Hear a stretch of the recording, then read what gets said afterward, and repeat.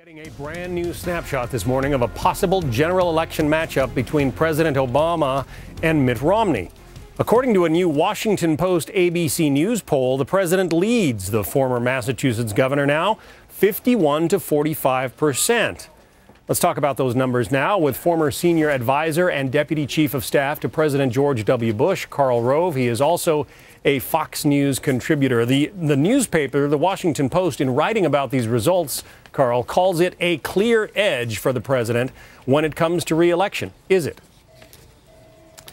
I don't think so. I mean, it's good news for Team Obama. For the last 3 weeks, we've now had 3 national polls showing him with a lead, a measurable lead against Mitt Romney. But the interesting thing is the president trades between 45% and 51%, and that's where essentially he's been stuck in these head-to-head matchups for the better part of a year. And you drill down into these numbers, and they're not too good. 11% think the economy is excellent or good. 89% think not so good or poor.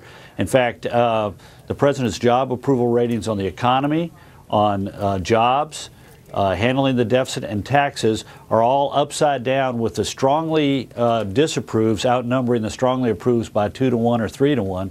And finally, if you take a look at the head-to-head matchup on the issues, voters today, even in the middle of a contentious Republican primary and knowing a heck of a lot less about Mitt Romney than they know about Barack Obama, they give Romney the edge on the economy, jobs, and the deficit. They give the president the advantage on protecting the middle class and taxes. That's a pretty good place to be if you're a challenger like Romney. Well, some observers say that Romney's favorable ratings have taken a hit because he and especially Newt Gingrich have been involved in a lot of negative advertising in a lot of key states. Is that hurting his prospects, or is it the fact that the economy is doing better and the president is looking better to voters? Yeah, I think it's more the latter than it's more Romney's image than it is any feelings about the economy. If you got 89% of the American people saying the economy is not so good or poor, in fact, you have less than 1% who say that it's excellent. That's generally a sign that it's more what's happening inside the Republican primary than not.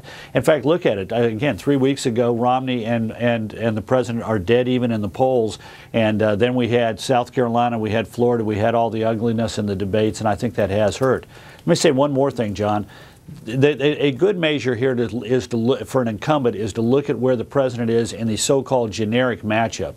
And the president's been stuck there at, the latest one is 43% Obama, 42% the generic Republican.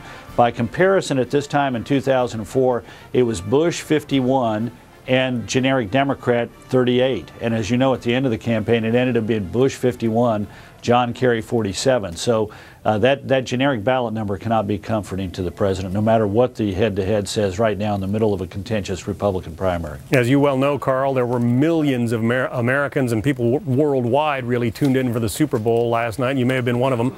Heard the president say to Matt Lauer that he believes he deserves a second term.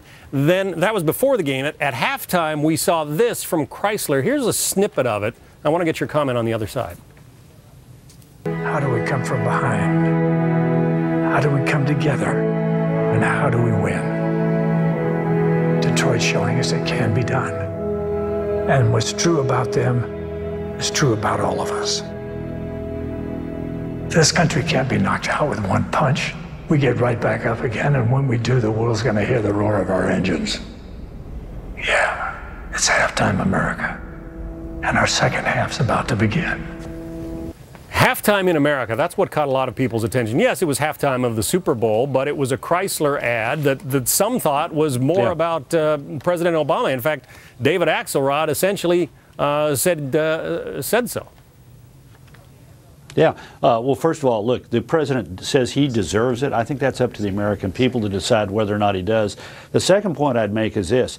This is a sign of what happens when you have the government getting in bed with big business, like the bailout of the auto companies.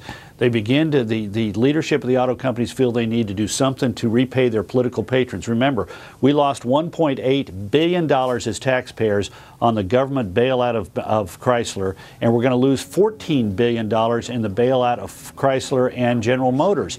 And you got to bet in the boardrooms and management suites of these two big car companies, they're saying to themselves, look, the president bailed us out. Rather than making us go through the normal bankruptcy, he bailed us out. We're going to end up not having to pay back this money to the taxpayers. I mean, 113,000 jobs were saved at a cost of $14 billion we're going to lose as taxpayers. That's $1 million a job. That's pretty damn expensive. And of course, so they're going to replay their political patrons. I was frankly offended by it. I'm a huge fan of Clint Eastwood. I thought it was an extremely well done ad, but it is a sign of what happens when you have Chicago-style politics and the President of the United States and his political minions are in essence using our tax dollars to buy corporate advertising and the best wishes of the management, which is benefited by getting a bunch of our money that they'll never pay back. Karl Rove. Karl, thanks very much.